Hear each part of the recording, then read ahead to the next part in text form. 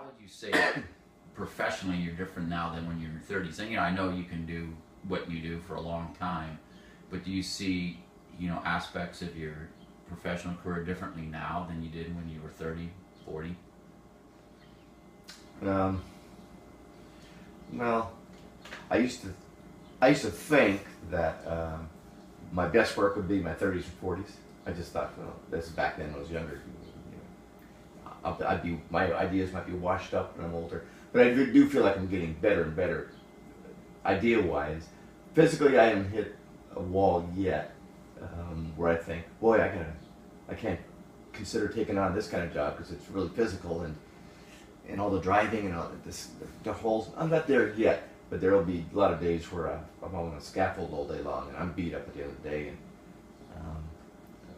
I'm realizing that, okay, I know there's a limit. It might be 10 more years from now, but I think I'll be in my 70s doing this, and maybe probably doing my best art. I've always wanted to have a career like Picasso, where he was 90. I think he was 92 when he died, but he was prolific until he died. That's my wish. But no, other than wanting to, my goal being that people would reach out to me and just throw money at me, saying, instead of just giving my art away, saying, here's 50 grand, come do something for us, please. That'd be the ultimate, but that hasn't happened. That hasn't happened yet. No, not yet. But it is easier and easier to, because of the internet nowadays, where you would think it'd be easy to give away my art to communities, but it hasn't been always easy, because it's kind of, I don't know, not creepy, but here's a guy calling up a Chamber of Commerce. Here, I'd like to give you this project, this mural. It's related to what you guys are all about, your town, your region, but I only ask you to pay for my travel expenses and find me a farmer who will let me put it up and not wine and dine me, but take care of me and all my needs. They're shaking their head, why would we want to do this? But it has been difficult for some of my work. It's a funny thing in all businesses when you give something away. There's a psychological element. It's like when you pay for it, it's more worth it's it. Earned, it doesn't matter. It doesn't matter who it is. Yeah. So the one I had in Alabama, these dinosaurs. Well, dinosaurs I thought were universal. I thought I'll easily find a place for these things. No, it was really tough. So, and when I finally got it, it was spectacular. It was from Best Ones, where they did treat me well, and it led to a show at a museum in Alabama, and it was a nice little caveat, little addition that I didn't expect. So.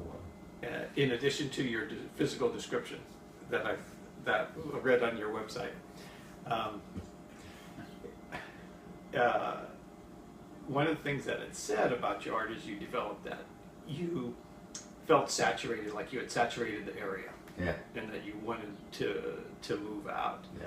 So how is, you mentioned the internet, so how else do you reach out? How do you decide Alabama or Kansas or? Some of them happen because serendipitous things happen. A guy in Montana called me, was bringing a group of high school students to California for a cultural event. They'd never seen an ocean, so he wanted to show them San Francisco, and he used to live here in the area. Can I bring the kids by your shop and have them talk to you for a little bit? Some of them are artists, and they get a kick out of it. I just said, I generally say no to some of these things, but I said, that sounds cool. How many kids? Yeah, 10 or 12. So they did it months later, and he was a good guy. We got to talking, and he was from Montana, so I never had anything in Montana. So by the time he got back home, I thought, Chad, he's an architect, big in the small town of Miles City, Montana. I had a year-old I needed a home for, and I asked him, would it be tough finding a place for this? It was a big baby chasing after a buffalo, a rhinoceros, and a dinosaur. It was one of mine that made very little to no sense at all. Just an intriguing, eye-catching visual. And he did it. And we went through the process, and that's where it ended up. So that was just a weird thing that happened. And that happens, the Alabama one happened because I knew the director of the museum because I had a show in North Carolina years before. I said, Deborah, would you know the art area of Mobile, Alabama? Could I find a home for this time? Well, she happened to have an opening in her gallery for that month, and Yeah, I'll find a home for it in the parks, but we can put it up here in my museum. Fabulous. So there are things like that. Amelia Earhart project, that was simple. I looked up online where she's from, small town in Kansas. I emailed the museum, her birthplace museum. She said, sounds like an intriguing idea. Let me talk to the chamber tomorrow. By the next day, I had it sealed and done by the next day. Wow. Does that happen very often? No, that was a rare thing. Roswell, New Mexico was pretty easy. You had an alien spaceship in Roswell. The chamber just had a hard time finding a farmer. They wanted it, but finding a farmer, because my prerequisites are, I don't want it in town next to a Costco or a gas station. I want it 2 or 3 miles outside of town. I need room to breathe, this thing to breathe. I don't want you to be looking at all these things, then see a mural. No, I want you to drive along peacefully. Then you see it. It's the best moment to take it in and be, clear, your mind's clear, and it makes more sense. So they finally found one. It took 6 months or so, but I knew it was going there, and I kept working on it. I try and do this less and less where I finish a project before finding a home. That's tough, because then you're stuck with it for a year or two. So I find a home first. I try to. My most recent one was a really cool one, the barn, Gonzales. It was the baseball game we went to last year, right? Yeah. Your brother, Yeah. Russ. Yeah. Yeah.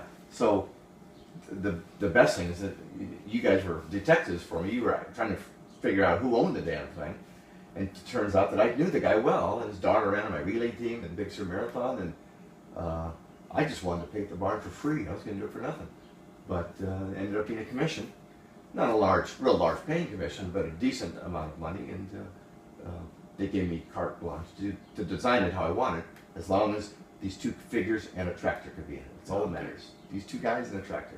So I got to work big. I wanted to do big, bold faces, and that's what it ended up being. Well, it's exciting. You have spurred a lot of development there. I mean, they're refurbishing the entire barn, and so I mean, that was something that I think it was even scheduled to be torn down. But yeah. Once you got the work started, now they've got Pedro or somebody out there, Oh yeah, doing the work. It's great. If you had a choice between somebody saying, John, I can't pay you anything, here's a side of a barn, or do whatever you want, versus, John, I'm going to pay you a decent amount of money, but it has to be exactly like this. You're kind of, on one hand, you're, paid by the Medici family to, do exactly what they want, or be creative, but you don't get paid. Well, I got to do both. I got to make a living, so I do the ad agencies that hire me. I'm doing exactly what they want. But so if I can do 1 or 2 of those barn type ones a year, and I do that, I'm spending about a third of the year now doing my fun ones, and 2/3 making money. So I got to. But I have low overhead. I don't have a mortgage. I'm single. No child support payments. None of that stuff. So and I lived in my shop for 22 years without the rent being raised a dime. So one of the things that really drew me to you, besides having known you a little bit and thought that you would be an interesting person to interview, was the fact that I realized I don't know any other artist. I don't know anybody, every artist that I know, the air quote artist, it was, they were doing drugs in the 60s in high school, and never did anything. But do you know artists? I don't like artists. There's a thing about the term artist that scares me a little bit. I understand I'm a mural painter, I guess, but I'm not really a mural painter because I don't paint on walls that often. But when people think artist, I think a lot of people, I'm an artist. In the back of my mind, I'm thinking their eyes are rolling. Yeah, he's an artist. Yeah, because that's what most of them are. I'm an actor. No, I wait on tables. Yeah. And I'm not your typical artist, I guess. So I never thought of myself as gotta have a sketchbook. Oh, yeah. No. You never had to sketch that pirate or that turtle? No. For the art school? I sent that in, bro. I did. How'd you do? I don't remember getting anything back. How can they turn me down? Yeah. But no, I do know some artists, and they approach me sometimes like, we're brethren or something. Yeah, I have a little wall. No, not necessarily, pal. Yeah. But I get a lot of artists who want to work with me over the years. People bring in their portfolio. You need some, I'd love to work with you and that kind of thing. Yeah, I really shy away from that. There's only two people I've ever worked with. There's a Korean artist named Dong Sun Kim. Worked with him for several years. He's good, great painter. But it just wasn't a great situation. I thought I could put out more work, make more money by teaming up with another artist. But you deal with too many personality things and professional things that, I'm a real stickler for stuff. And there's a Russian gal I worked with for a while. She was good, but she just wasn't very fast. And she had a family. She was never going to work. One of the things you mentioned was, 2/3 of your time is on paid stuff. Yeah. Have you gotten better at finding paid stuff? Marketing yourself, I guess, would be a way to say it. I market myself with everything I do. Everything I do is out there with thousands of people to see. So I've never had any problem getting work. Because I turned down a lot of small stuff that, nurseries, restaurants. I don't want to paint. I don't want to go anywhere to paint. I don't want to go to your restaurant in San Francisco to paint on it. But I can usually convince people I do plywood things that are on walls that last longer, and you may not own the building, and you can take it with you. Oh, I didn't think about that. So I've changed people's minds about that sometimes because they don't think that. That's right. You don't have to paint on the wall, but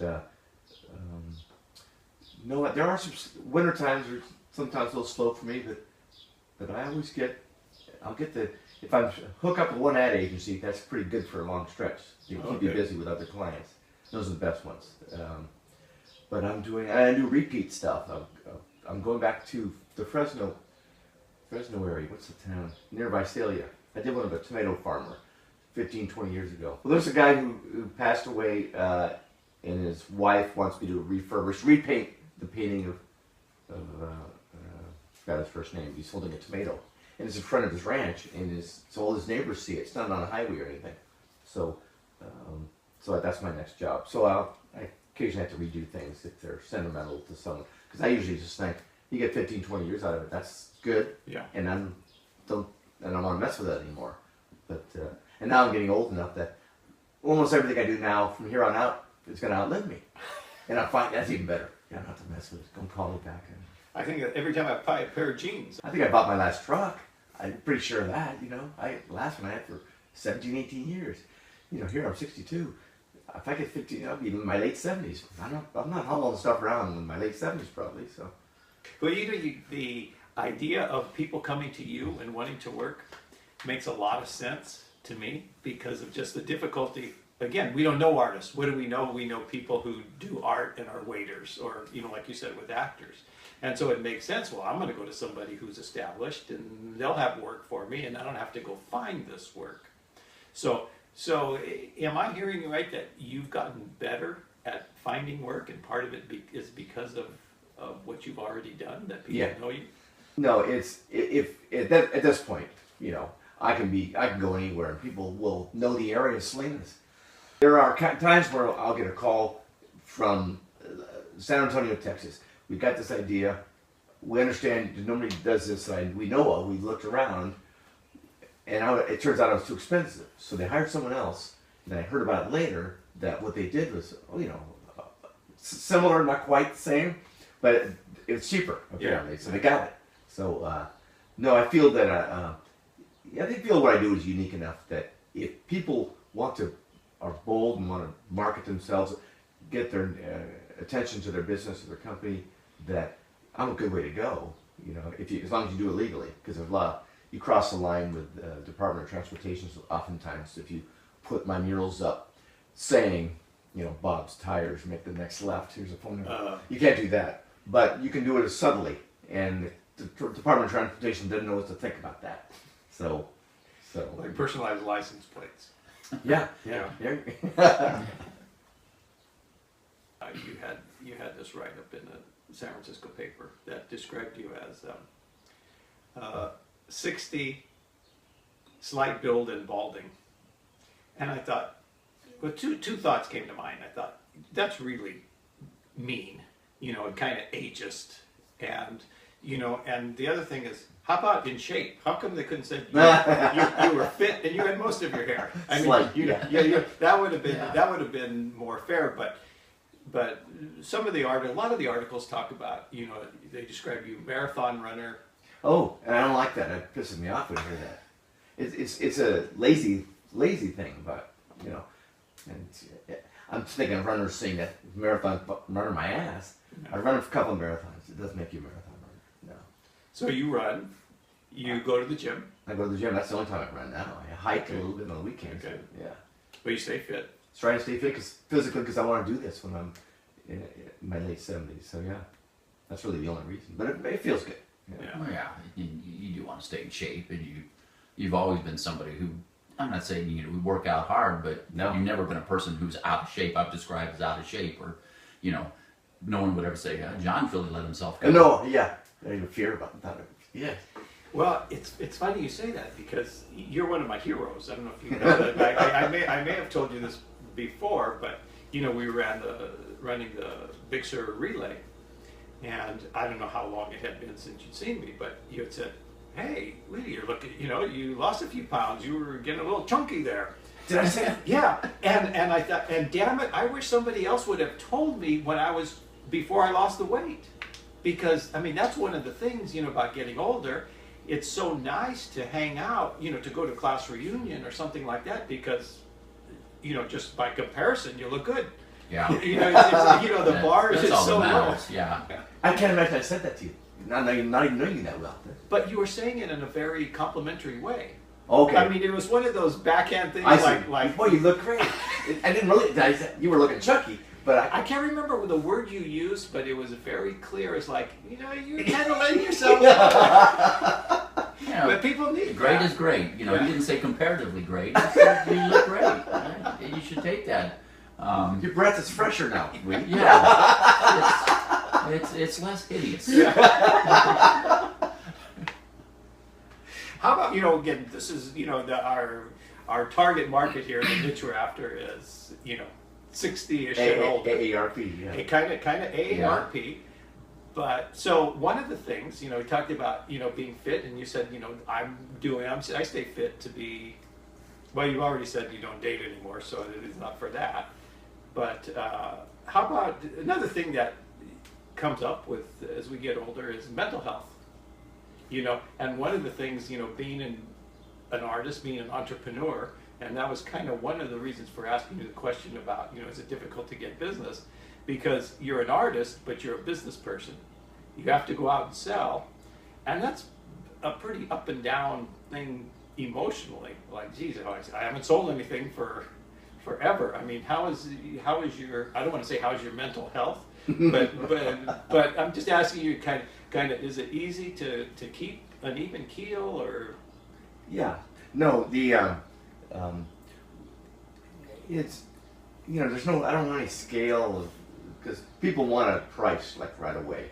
And I can't, I'd be careful of that, because when you hear a number, they remember the number. You said 3,000, and all of a sudden it's 5, So I said, it often takes me getting a job that I don't want to do, well, where I'll give them, okay, they want a number. I don't want this job. I'm going to give them a number.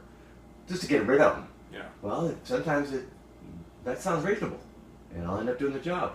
But the best part about what I do is that, I didn't like that phone call. I didn't like I didn't like our conversation that much. But I end up, when I start the job, I put everything into the job. I forget about that stuff. I do the job because I want people to, my name's on it. I don't want it to look anything less than what I normally do. But I care less about what the people think. Where like the barn thing, I love that because everybody's so into it and they're sending me emails and boy, this is so cool. And the New York Times thing, it's been the New York Times thing. That it might be in the Times in September for some article. Oh. A picture of the barn. Just cool things happen because of it, and they get so excited about it, and it makes me careless about the money that I'm not making as killing like an ad agency job.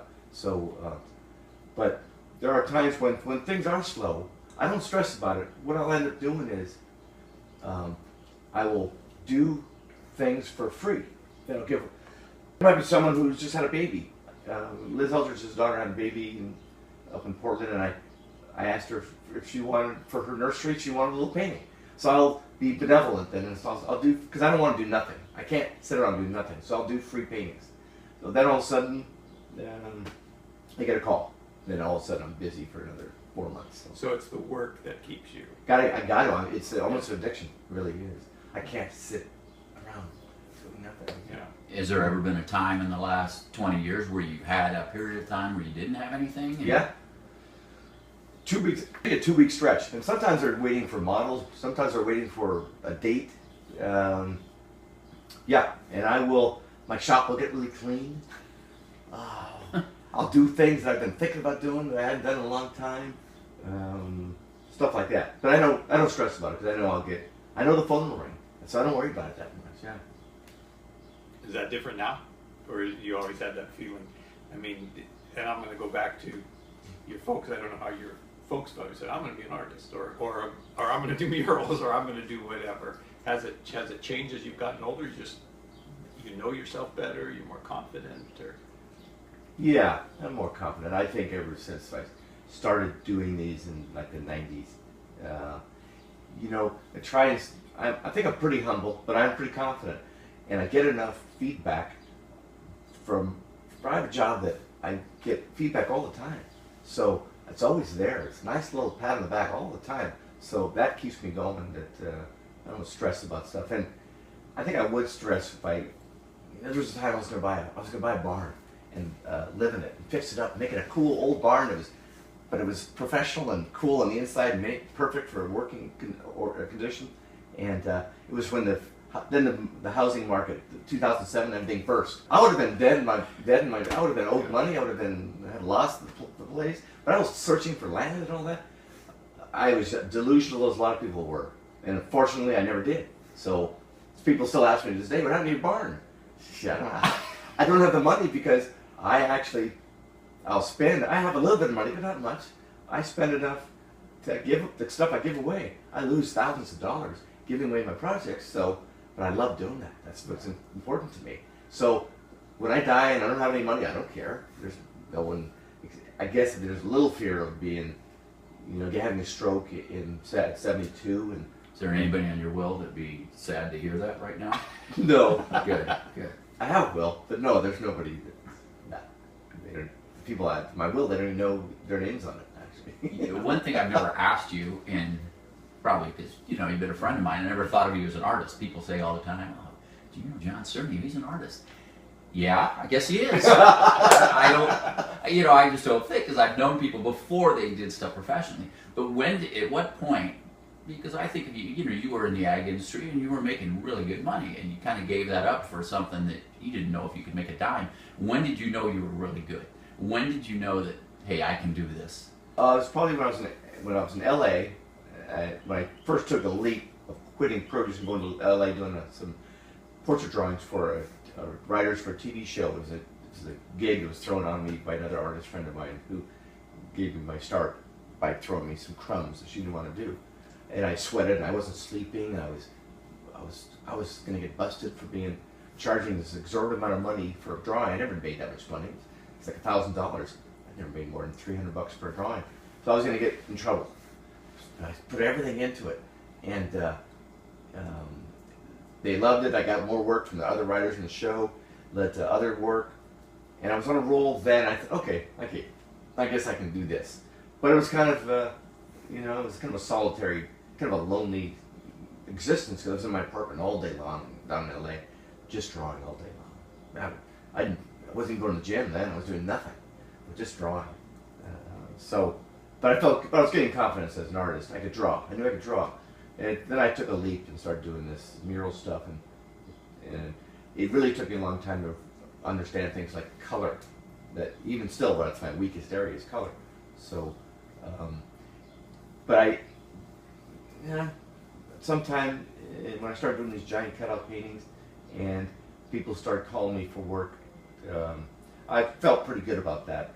But yet I still haven't quite reached where I want to be, and I'm running out of time. But I think it'll never be I'll never get to where I really feel I should be. But that's probably the way it is for everybody, even successful people. So, let's say you could meet yourself in 5 years. and you were going to congratulate yourself on what you'd accomplished in that 5 years, what did you see that, like, because I don't know if I'm going to get there, so what would that getting there look like? Spending almost my entire year doing exactly what I want to do. Just that, Okay. nothing else. And having to turn down more and more work. And having to hire someone to protect me, that kind of thing. That'd be kind of cool. Then I don't have to deal with a lot of the issues, because it can be tough. What I really liked was, what I wasn't good at first was saying a price or discussing a lot of things over the phone. Emails, oh, but I can put a price down on an email. Press send, okay, that's it. It wasn't that hard. And then you get the response back later. Wow, I needed that middle buffer zone. Maybe if I would have had a manager, I would have been much further along in my career. Probably. But there's a little bit of me that has anxiety about, a little bit of fear of getting too big, you know? So I'm in a comfortable, I need my quiet little spot in my barn, in my shop, I mean, Yeah. and just, getting out occasionally. give me Speaking of podcasts. anxiety, as you're in your 60s, are there any things personally that you do have, you feel anxious about? Is it health, mental health, physical health? No, not yet. I still feel like I'm 40, I guess. That's it. Yeah. That's how you stay in the fast lane. Yeah. Yeah. I wish I was a little quicker. I can write the hell out of it later in an email. I know I can do that, but I'm not as clever right now. Well, people who count don't hold that against you. And the people who count are usually a little bit older. It's funny you say that you couldn't find a word, because I had a fellow who was a partner of mine, and he was almost 20 years younger, driving in the car one day, and he said, "Is everything okay?" I said, "What do you mean?" He said, "Well, sometimes you don't get things out real quickly, and Ooh. and I thought, well, that's an interesting comment. I had never thought about it. Well, then one day I'm doing a training. We train teachers, and there were some deaf teachers in the audience, and so there was somebody standing next to me signing, and so she's signing, and I look over at her, and her hands are down at her side. It's one of those times when I'm struggling to find a word, and visually, there it was. I mean, how evident it was. Like, God, I do that. I can't think of it, and you just, oh well, that's no big deal. But right. But your partner, you said. Oh, yeah. You just notice it. I mean, it's like anything. Like when you're a passenger when you're a passenger in a car, you notice what a shitty driver. Yeah. The driver is. Yeah. You don't realize how you are. I try to catch myself with that kind of thing. When I see skateboarders, they're doing something where they shouldn't be doing something, like, I'd let it go. But I would hope I would stop them if they were beating a child or something. Well, let's go there. So, what are your presets on your radio? What do you listen to on the radio in your car? Sirius XM radio. So it's Okay. I'm jumping from the classic folk, the bridge, Bridge. or 70s or 32. 60s. Yeah. Yeah. Channel 32. Yeah. Classic rewind. But I'm not good about. I have all this wealth of stations. I haven't checked them all out yet. It's like I get stuck on something. So, if I were to ask you, who are your 3 favorite hip hop artists? Wow. No, it's not even no hip hop artist. Yeah. Is Kanye not even? He's just rap. I'm listening to Sirius XM, and it's one of the. What did you say it was? I don't think it was the bridge. Playing Santana. It was playing Oh. a Santana song, and I'm singing.